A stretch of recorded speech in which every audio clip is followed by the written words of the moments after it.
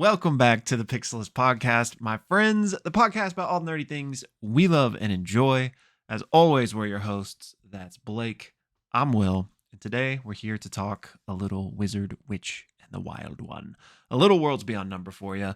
But before we dive in, it's the classic tea time with the Pixelists talk. Just how you doing today, buddy? And I'm gonna launch something at you immediately because I just saw before we sat down. You're on the hunt for a minivan. Yep. It's I that know. time? It's that time. We tried to fit a third car seat. It's not going to happen. And, since you don't have kids, you haven't ever experienced this, but before you leave the hospital, I don't know if this is just our hospital, if this is every hospital kind of thing. The hospital will walk down with you and ensure that, everything's as it should be. Yeah. in the Safety car. precautions. Yeah, so we got this baby coming in June, so time's ticking to Yeah. figure it out. So I looked at a bunch of cars online, and they all cost more monies than I have.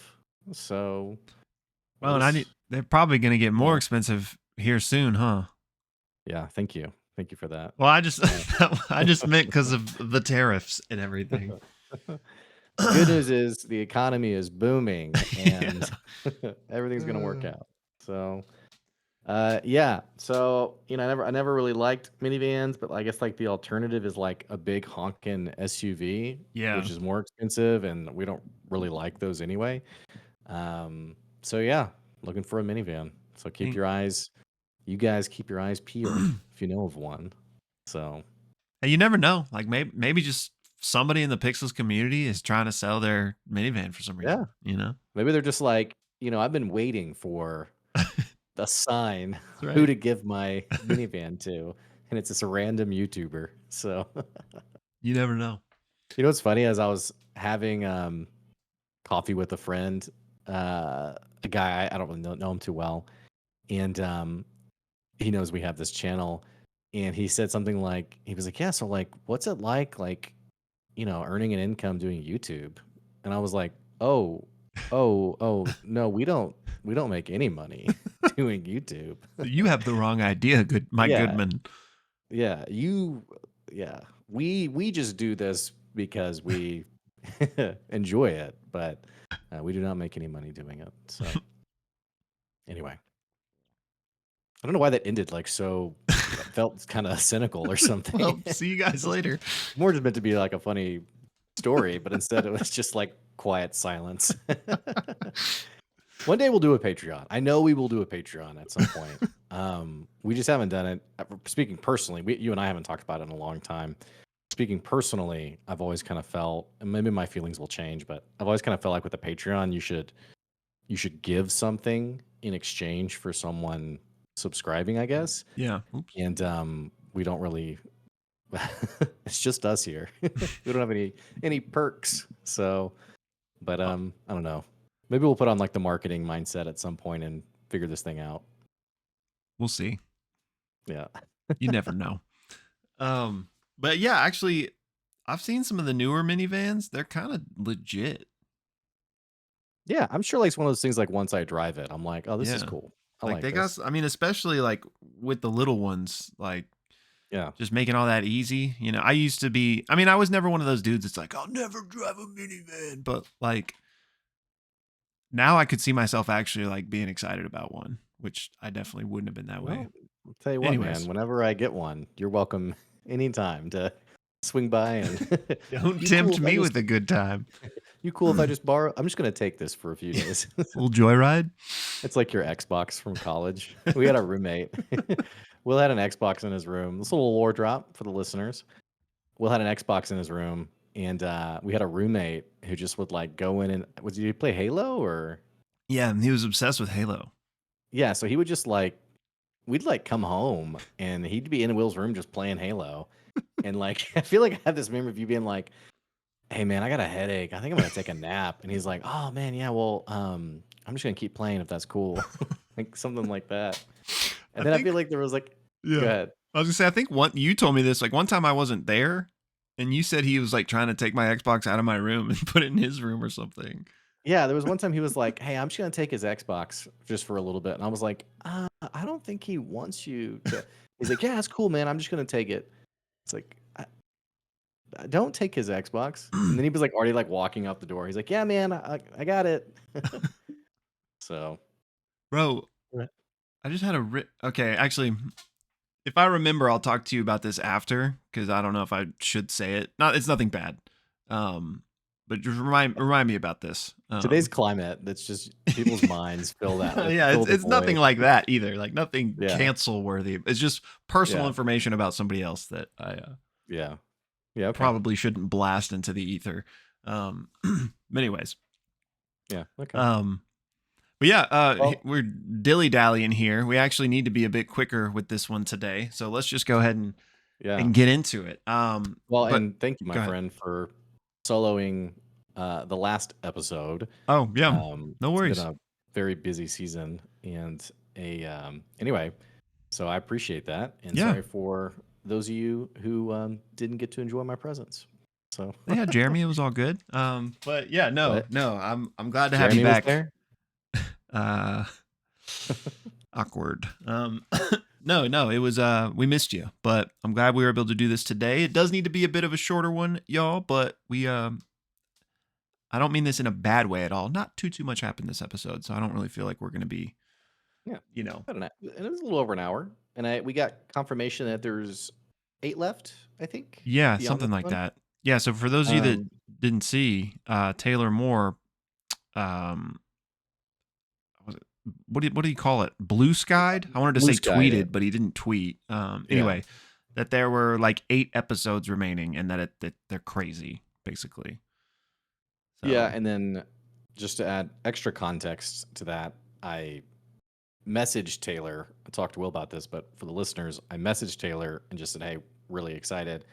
And he said the final rolls are crazy, so crazy that people will think they made it up. Which, those of us in the Critical Role world, we're no strangers to accusations of it's scripted. yeah, So looks to be it's going to be a very exciting next several episodes. yeah, I can't wait. And that So feels like a good chunk too, to where like a lot could happen still. this has definitely been the longest arc too, Yeah, when you think of all that together. yeah. But anyway, I digress. Anyways, but let's talk about this most recent episode. And as I pull my notes up here, just as always, we will be cutting out this recap and hosting it separately for anybody that wants to just hear the recap. And if you're on that recap video, we will link the video with our full discussion to it as well. But without further ado, this is episode 45 of The Wizard, the Witch, and the Wild One, titled Nothing. So our episode begins with Suvi in this smuggler's cave, the one that Yoren and the Shape Changers had brought her to. And she has been up all night poring over the spell books of all of the Citadel wizards. Or were they Citadel per se? I mean, technically they were, but what are they? What was their Uh, organization? Guild mages, maybe, Yeah, or whatever Keen works for, I guess. yeah, the glass cornet. Yeah. Anyways, not really an important distinction, but those people's spell books, and I talked briefly about this in our previous episode, but there was a Patreon fireside exclusive little like 15-minute segment that basically was this, like Aabria and Brennan going back and forth, and Brennan having Aabria roll to see like what she could learn from these spell books. So at the start of this episode, they're basically giving us the truncated version of that, and that Suvi has now learned see invisibility, some sort of fire bolt spell, but I'm not sure exactly what it was. I couldn't remember.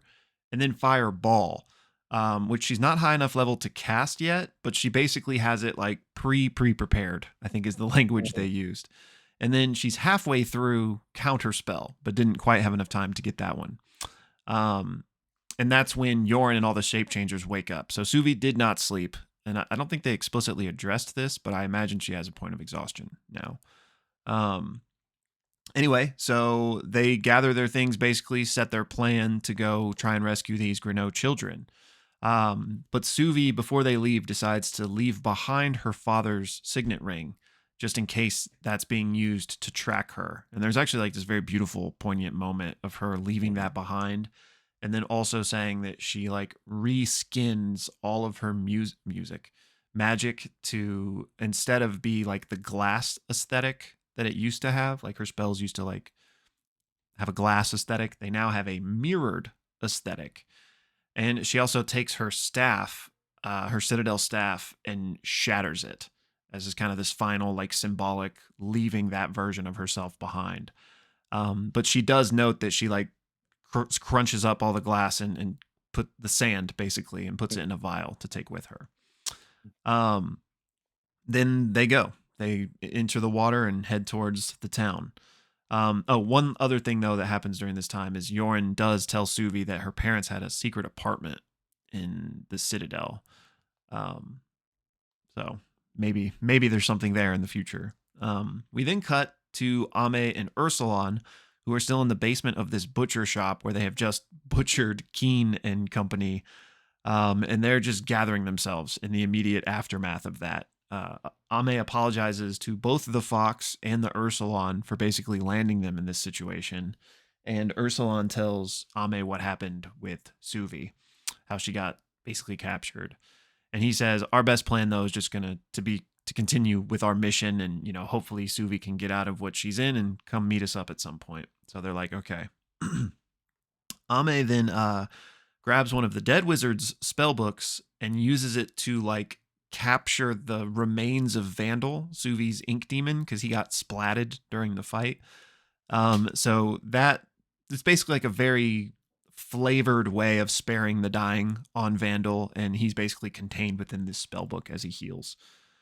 Ursulon loots Keen. There's a couple of interesting things there. They find his ledger book and essentially realize that ever since he had a meeting with the Scepter's Chorus a few months ago, like he's been booked. Things have been really busy for him.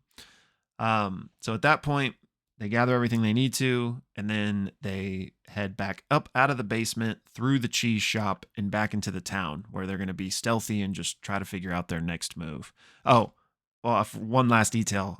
Ame basically explodes Keen's body as they leave to kind of get rid of the evidence, but also like perform the funeral rite. And that's where I'll toss it over to you. I liked how Lou and then Brennan as the Fox were just like, what the heck, Ame? Yeah, like Well, so just like my good friend Will mentioned, they head out back into the streets behind the butcher shop, and immediately are looking for, like, we got to get out of town. We got to get to 12 Brooks. They are seen by guards, and they both immediately split. I think Ursulon goes invisible to escape, and Ame misty steps to like a carriage, the back of a carriage, to kind of get out of view. They eventually make their way to some horses, get on the horses, ride out of town, and they have escaped from Reeveport. They eventually make their way to a small farm on the outskirts where they trade the horses for a boat and have there's a nice little back and forth with I think it's the woman who owns the farm, or maybe it's like a small cottage or something of that effect. And Ame lies that they're trying to go sneak to the front lines to see a lover of hers, and the old woman has her own stories of a lover that she once had. And there's a great back and forth between the Fox and Ursulon about like what's the deal with I'll say non-spirits, I guess humans, since I don't think we've seen other species in the story so far. But what's their obsession with sex when cataclysmic events are happening, and just a funny back and forth between the two of them. But they eventually make their way on the boat, on the river. Meanwhile, Suvi and her troop, including Yoren, make their way back to Reeveport, and Suvi basically shows them what Ursulon and Ame look like. There's a scout sent out as a duck, and then the scout comes back and says that Keen is dead. Everyone's looking for Ame and Ursulon, and she presumes that they've made their way on towards 12 Brook, and they head that way as well. Cutting back to Ame and Ursulon, they realize that they are very quickly approaching a line of war, essentially, between the Citadel and, or rather, the Empire and the forces of Gauth. And they decide to flip the boat upside down and basically travel underwater, um, under the view of potentially people up top. And in doing this, I think it's become nighttime, I believe. And they do in fact see battles happening above them. There's a moment where Brennan talks about like an airship that's crashed into the water, bodies of dead soldiers falling down. They pass by like a massive sea creature that's been arcane lanced and has died, as Brennan describes it. And I mean, they realize they're in it. They're in the thick of it. They're heading further. They're trying to make it to the Smuggler's Cave, which I believe it's not the same Smuggler's Cave that Right. Suvi was in. I believe this is the Smuggler's Cave that they found on the map Yeah. belonging to Grandmother Wren on how she would sneak in to 12 Brooks to see her lover of the time.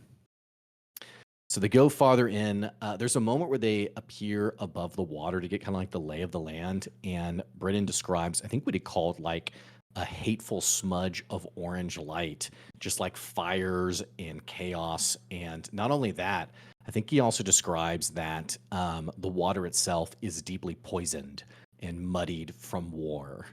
They do eventually find this smuggler's cave. And the most disorienting aspect of all of this is Ursulon cannot sense any spirit in any way whatsoever.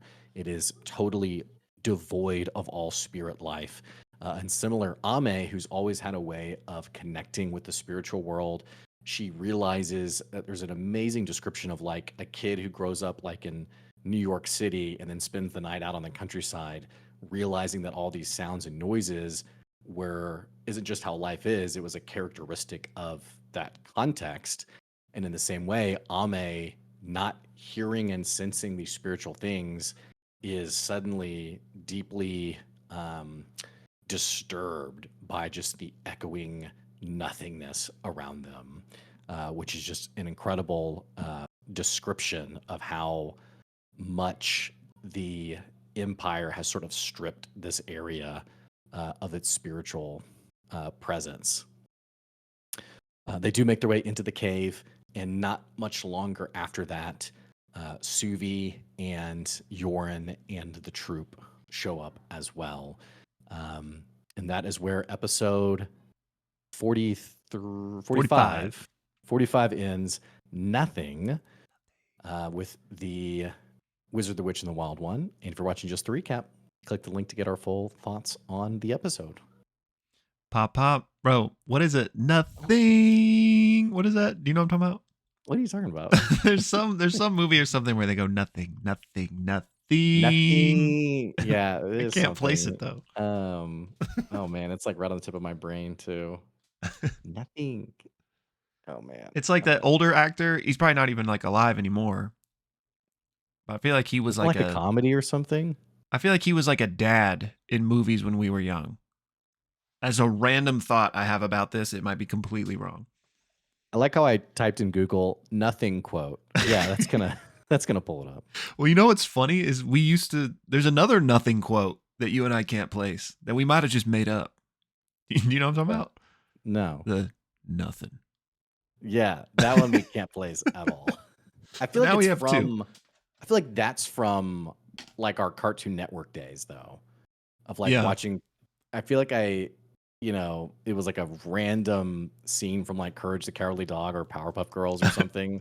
Yeah. Or like, what's going on? Nothing.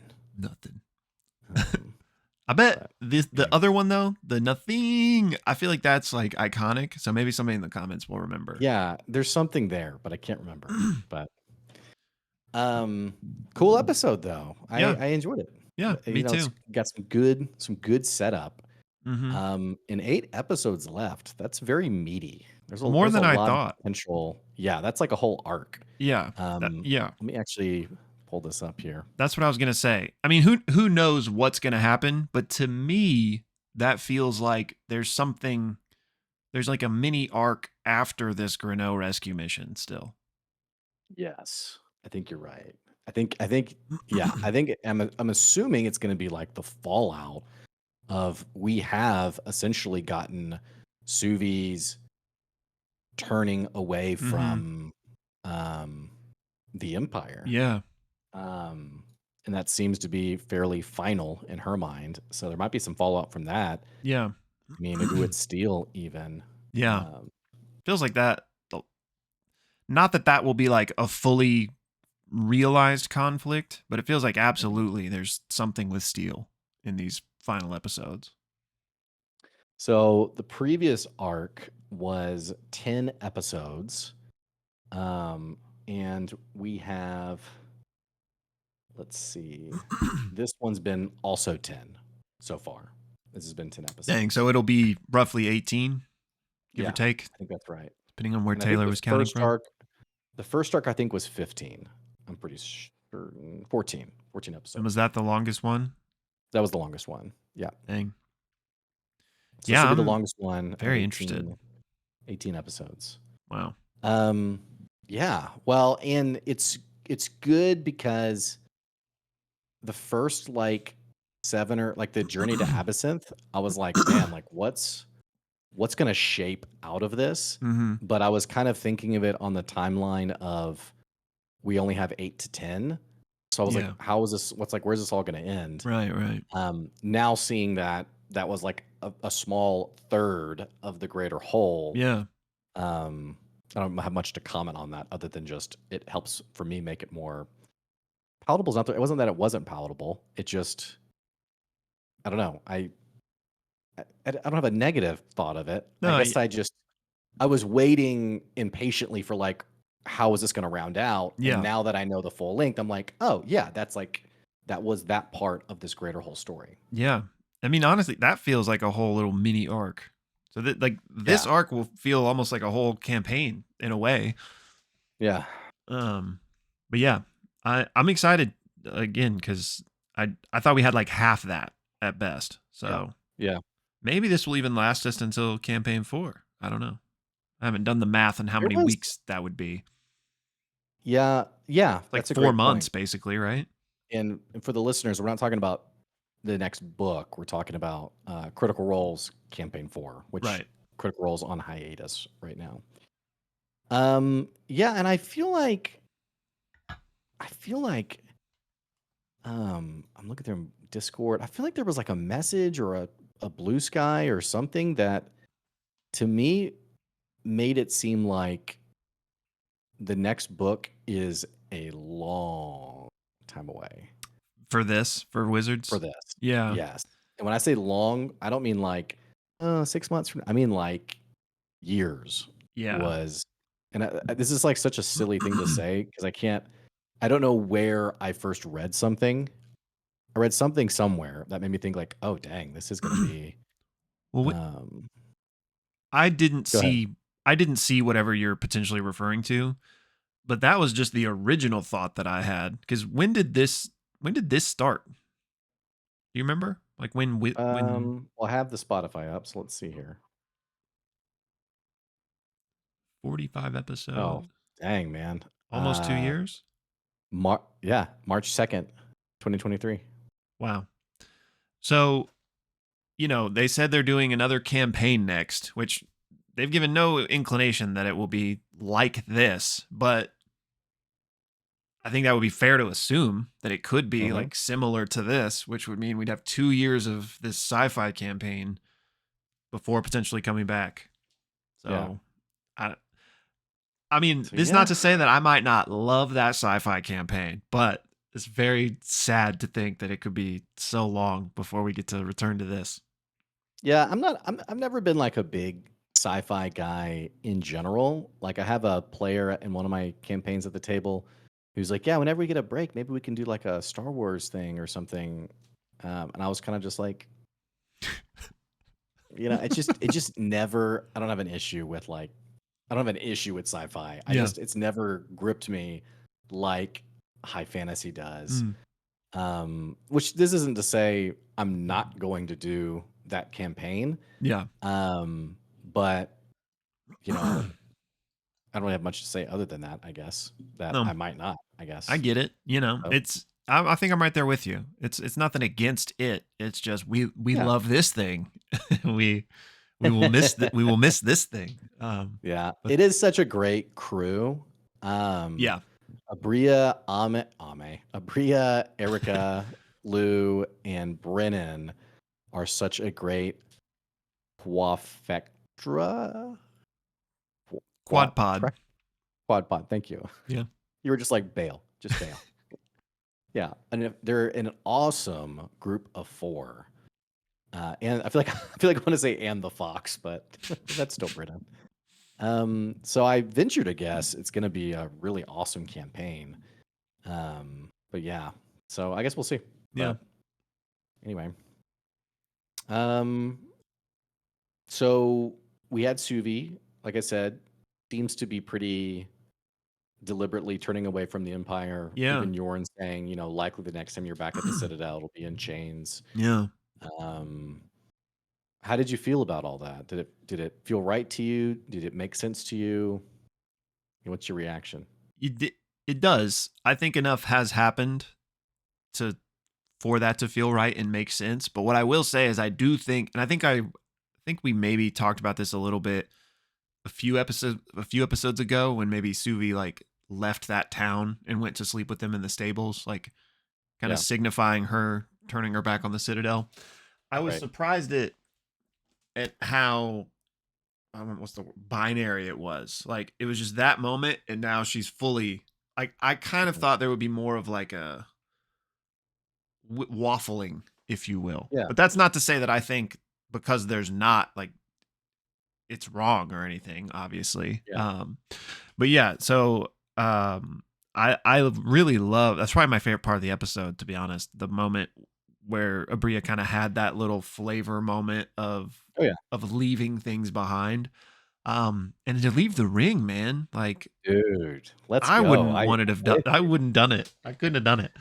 I'm with you, man. Yeah, Armand's ring. Yeah. That was a tough one for sure. Because it was not Um, only the tremendous sentimental value, but wasn't it also, maybe it wasn't actually, her like ether ring? I don't know if Aether? it's the same. Yeah, I don't know if it's the same thing. I know what you're talking about. It might have been. Because there was, and I'm maybe mixing up what we talked about in the Discord and also what we heard like Brennan actually say. Hmm. Because there was some sorry, my dog is like right outside my door barking. There was some dialogue again in one of those places that talked about the realization that the what is that thing called? It's not called the ether. The Aerith. the, the Aerith. Thank you. Yeah, because I It, kept thinking Final Fantasy. I think that is right, right? The Aerith. It's at The least Aerith. like that. Yeah, it's like most our analogies. It is most the way there. Same ballpark. um, yeah, I think there was a chatter about that actually cleverly being like a way to track wizards, and then Yeah, also, yeah. and I don't think this is much of a revelation. I feel like we've already talked about this, but the Suvi realizing like the null cleft Right. being able to be left off was also an implication that I think the two options we gave was like to sort of like uh, governor the spells in some way, but Mhm. also likely some way to like track Yeah, or yeah. this is like such a horrible point to make because I can't remember the source of it other than just like it felt like her giving away these things was like her character was also realizing like, oh wow, like this is a powerful engine of surveillance. I Yeah, really have to, yeah. be done with all this. Um, for me, destroying the staff had a little bit more umph because the staff was like her first display of power Yeah. back in episode 2 maybe, or when they get on the boat, like she has the staff, and Yeah. this was such like a characteristic part of like her bamfness. Yeah. And so to just smash it, I was like, yeah, let's go. 100%. So But I'm excited to see maybe what she does. I mean, I was guessing she's gonna like reconstitute that sand into something else, maybe, or I don't Yeah. know, but I I'm like that it's excited. sand because it's an interesting connection with the Irian, the desert Yeah. around the Citadel. Um, the only thing that made me chuckle was, as players, we always do these really cool things, and then you think about it like practically. I just kind of envisioned everyone just kind of like quietly waiting as she like stomps on the glass and do you want some help with that? Or I got it, I got it. It's like awkward silence. Yeah. Like, should we go? So I didn't actually check out those 15 minutes, so I'm glad you mentioned it, by the way, from the Yeah. Patreon. And for the listeners, if you're not super familiar with D&D, wizards can learn spells. It's a class feature. They can learn spells that other wizards know or that other creatures cast. This was a very cool flavor way of, I think as long as it's like written in some way, you can learn it. So this was a great way that Brennan sort of progressed that for her. Yeah. And it's been a couple of weeks since I listened to that, but Aabria rolled crazy well. She might have even hit like a nat 20 on the one to get fireball, because that is like a spell that's too high for her right now. But Brennan said, okay, if you can hit this DC, and it might not have been a nat 20, but like she rolled incredibly well to get it. So just a fun little way to handle kind of more mundane things in D&D like that. So it was cool. Yeah, that is really cool. Well, they've, that whole storyline happened. We cut over to Ursulon and Ame. Really cool flavor from Brennan describing Ame as otherworldly and like, give her 100 years and she would rival the witches that we saw at the Coven. I don't know why it just really energized me. I was kind of just thinking about all of that, but no, I'm right there with you. I think that was an example of Brennan being a fantastic DM, because like this, I don't want this to sound harsh, but like that moment was like meaningless in the sense of the game, right? He was just adding some incredible flavor to explain like why Ame survived this wizard's lightning bolt, but like used it to like amp up his player and like just give them like a really cool moment. Yeah, it very easily could have been, oh no, she only took like 10 points of damage. Yeah. Oh, okay, cool. Yeah, for sure. Brendan does such a good job of jumping on those moments for sure. 100%. What was I gonna say? I just lost it. Oh, since we didn't get to chat about the previous episode, that was my favorite part of the previous episode. His little like flavor moment with her in the like through the memories, and like where she writes "be cunning" next to "be kind" or whatever.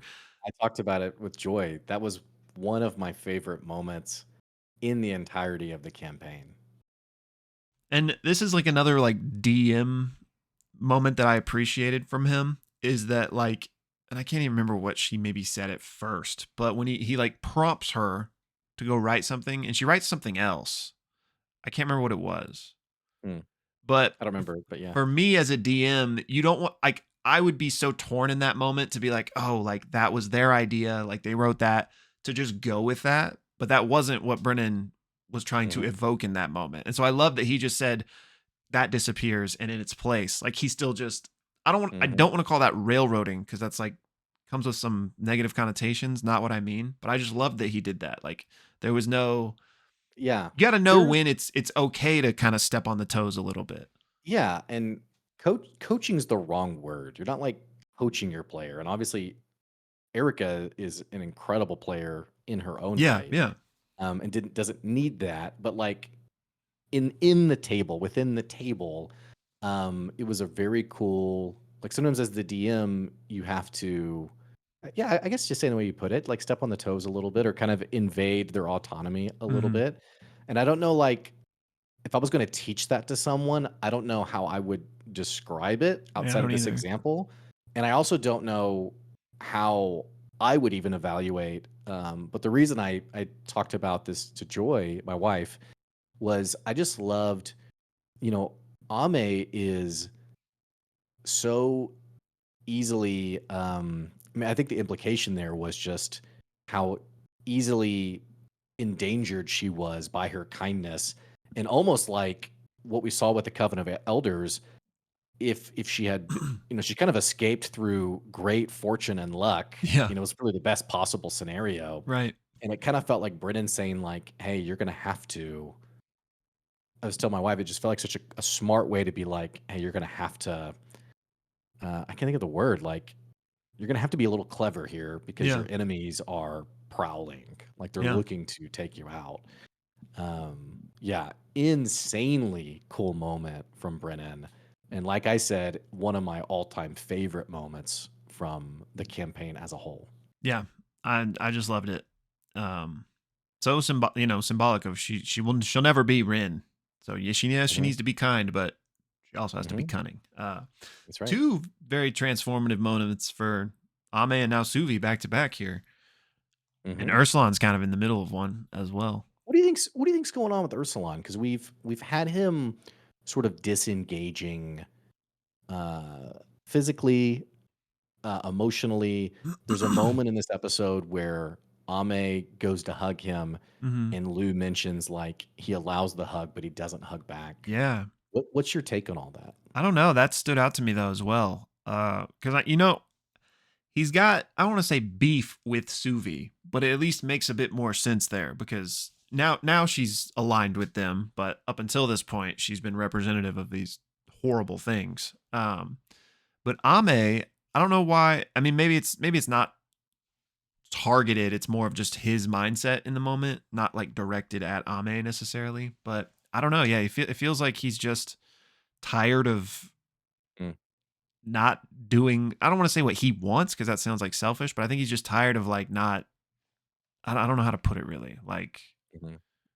I don't know, fed up, and he's just trying to do what he thinks is right, I guess. But not that Ame was like a roadblock in that regard. No, sure. I don't know. It kind of feels like he's like every day he realizes more and more how absolutely horrible and cruel all these people are Yeah. towards his kin. And I think early in this arc, it felt really pronounced around Suvi of like, dude, you took me away from Kalaya and like to get your boyfriend, really? Yeah. And I guess it still is that, but it feels like also he's it almost feels like Ursulon's becoming less is gradually identifying less and less with the things of this world as he Mm. just sees. I mean, I don't know. I don't want to like hyper analyze, but I'm curious. I'd be very curious to hear Lou's take, maybe on a fireside chat, on what these gestures or lack of reciprocating these gestures, what's Yeah. going through Ursulon's head. Yeah. Now that you bring that up, I actually have not listened to the most recent fireside, so perhaps even something he touched on. But yeah, but I'm curious too because that stood out to me. It could even be like depression, like that, Mm. like maybe not Mhm. anything Yeah. deeper, not to, what I Yeah. mean. Yeah. Yeah. Yeah. I'm Um, with you. yeah, he definitely seems. I don't know. I was gonna say Yeah. lost, but he's not really like he is lost, but he does have a North Star finally. It feels like, but I don't We know. don't really have that Ursulon optimism right Yeah, now. That Ursulon hope, yeah, you very know? disillusioned. Yeah. There was like a sort of like a childlike like person on a quest, trying to complete the quest, and like you kind of, I don't know, you think about like the first time traveler stepping out to become a hero, and now he's firsthand witnessed uh, these atrocities of war. And you think about also the grand scheme of things around Ursulon. This dude's had a tough life. I mean, Yeah, we know prior to the events of this book and of the first arc, I think it was pretty heavily implied that he had lived fairly destitute and like impoverished. yeah, There was like a line about him realizing like the comforts that Ame and Suvi had, or something to that effect. yeah. I So we think so gotta, I just feel for my boy Ursulon over here. But for sure. let's get Hopefully, this guy a win, a big yeah, win. right. And looking through my notes here, I did love one quote he had in that moment, which was I think Ame said she would like promise to be better or something, and he just said that you're already more than you were today, so you need not promise, you need only be. And I liked that a lot. It's good. It's a good quote. I'm giggling because I just envision myself being like, yeah, because he's talking about the tree, right? You're like, I don't think you're getting it. Yeah, sure, man. Yeah. I also I'm just right next to that. I wrote a different quote I liked, which was earlier in the episode, but that moment with Yoren saying that like when you have an enemy that relies on information, then your best move is to just act on your gut or whatever. Something Yeah. to that effect. It was a classic Brennan, Yeah. like It looping was in like a cool. very important like It's a thing. great, yeah, it's, I don't know the word for this. People smarter than me probably know the word for this.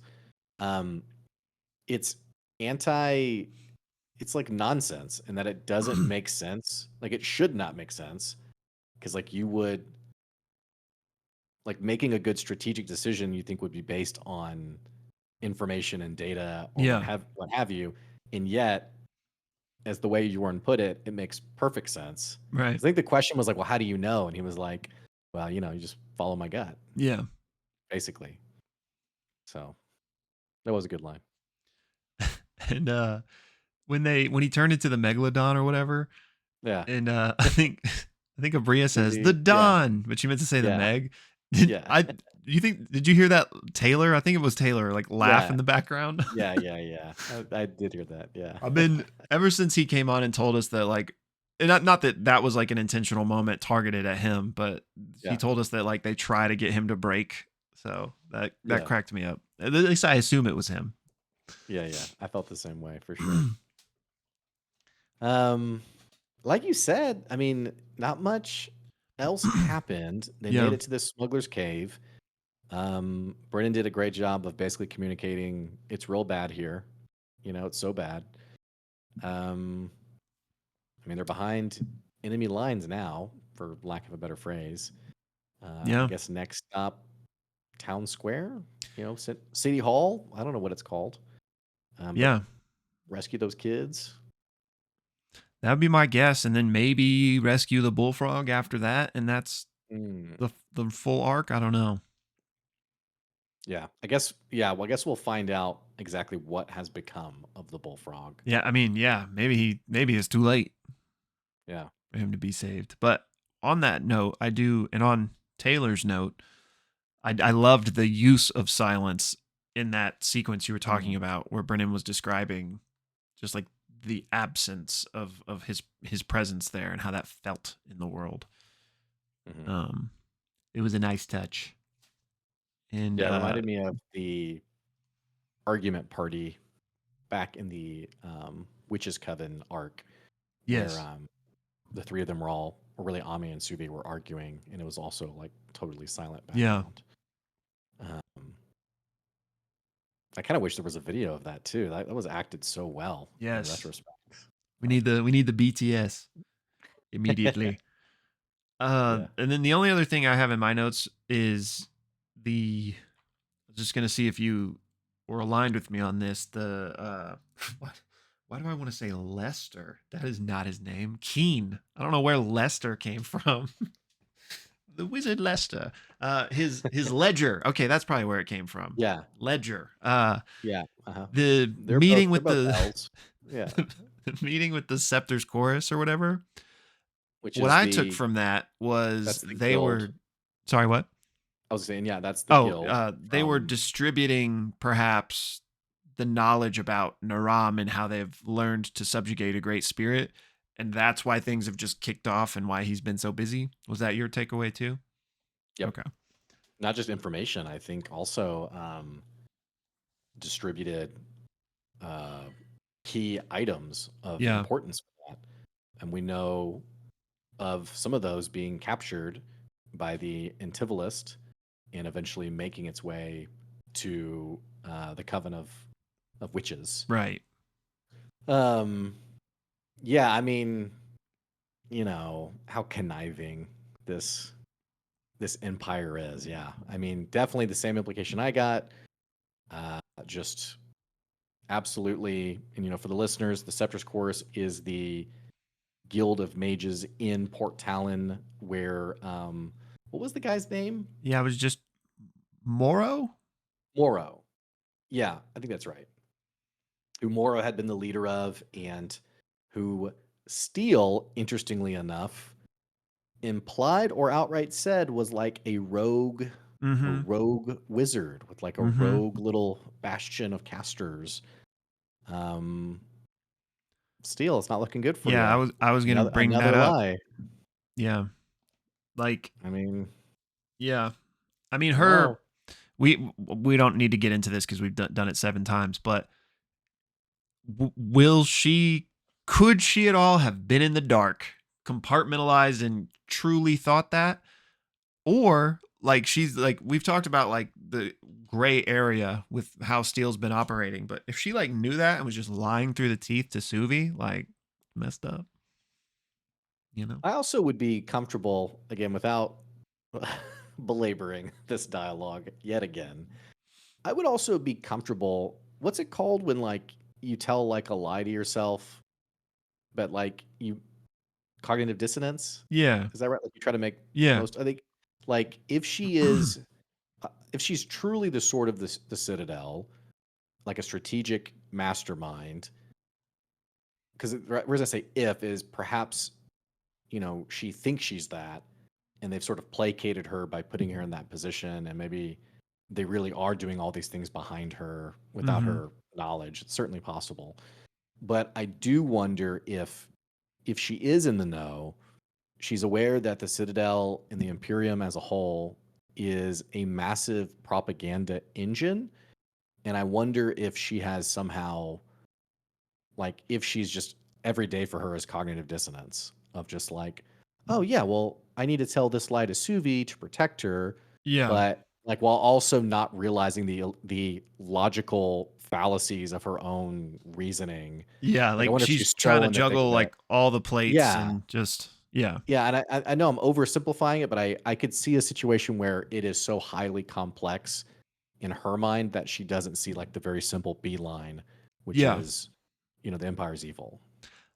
I would imagine it's more that than her Yeah. just like taking joy and lying straight to Suvi's face. You know what I mean? Right. Right. But Yeah. I think the exact nuance there is a very interesting question that will be interesting to finally find out, just like where she falls on that spectrum of trying to do the best she can with what she's got and like, maliciousness.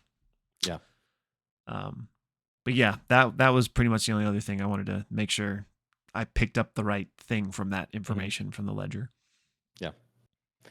Well, we should probably wrap it up there. If you guys have any other thoughts or theories, just drop them in the comments. And don't forget, we have a Discord. We always chat about the latest episode. There's some really good ideas thrown around in that channel as well. Indeed. And there's a link to join that in the episode description, by the way. But yeah, my good friend Will, I think that's going to do it. I think that'll do it. Well, thanks for tuning in with us, y'all, and new episode tomorrow. So, bada boom, bada bing. Bye, y'all.